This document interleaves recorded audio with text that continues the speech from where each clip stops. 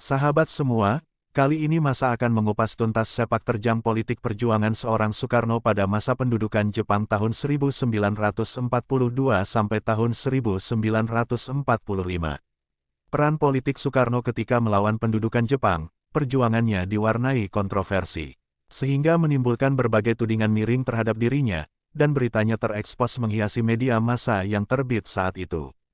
Sikap lunak Soekarno terhadap pendudukan Jepang sangat melukai perasaan para pejuang lainnya. Mereka merasa dikhianati oleh Soekarno yang sejak awal kedatangan Jepang sudah menunjukkan sikap melunak dan proaktif terhadap program-program Jepang.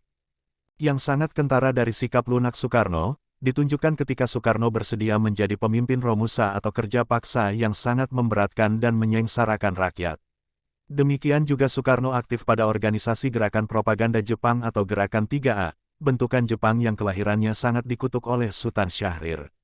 Dan aktifnya Soekarno di organisasi 3A, sebagai awal hilangnya kepercayaan Sultan Syahrir terhadap Soekarno. Yang menjadi pertanyaan besar mengenai berkolaborasinya Soekarno dengan pendudukan Jepang adalah, ada maksud serta tujuan apa Soekarno mau bekerja sama dengan Jepang? Serta keuntungan apa yang diperoleh Soekarno dari sikap politik yang diambilnya itu? Apakah Soekarno sadar kalau perubahan sikap politiknya itu sangat merugikan perjuangan dan nama baiknya? Beribu kali dihujat karena sikap politiknya yang melunak terhadap Jepang, Soekarno tidak gentar, dan Soekarno tetap Soekarno sebagai tokoh pejuang papan atas yang sangat diharapkan oleh rakyat. Saya rasa hal yang wajar beda prinsip dalam perjuangan, karena tujuan pencapaian dari mereka sama yaitu Indonesia merdeka. Sahabat, untuk menjawab 3 pertanyaan mengenai melunaknya sikap politik Soekarno terhadap Jepang, referensinya buku berjudul Soekarno, An Autobiography as Told to Cindy Adams. Dalam buku tersebut Soekarno kepada Cindy Adams menceritakan, bahwa melunaknya sikap perjuangan Soekarno terhadap Jepang, sebelumnya didiskusikan dengan Muhammad Hatta dan Sultan Syahrir. Bahkan Hatta menyetujui gagasan terjadinya perubahan strategi perjuangan menghadapi Jepang, sekalipun Soekarno sebelumnya pernah berucap kepada Hatta, kita harus melancarkan gerakan kebangsaan. Lantas Hatta membalas dengan jawaban, tidak mungkin, dan selanjutnya Hatta melanjutkan jawabannya, mengadakan rapat umum dan berpolitik dalam bentuk apapun dilarang. Artinya dilarang oleh pemerintah pendudukan Jepang.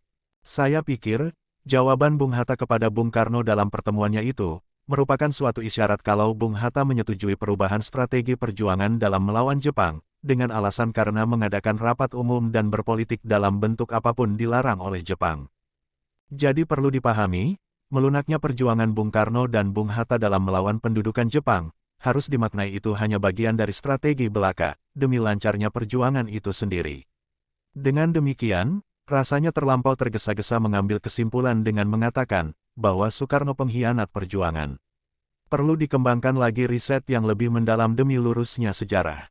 Bantu subscribe, like dan share, agar channel ini bisa terus berkembang dan memberikan informasi dari masa ke masa.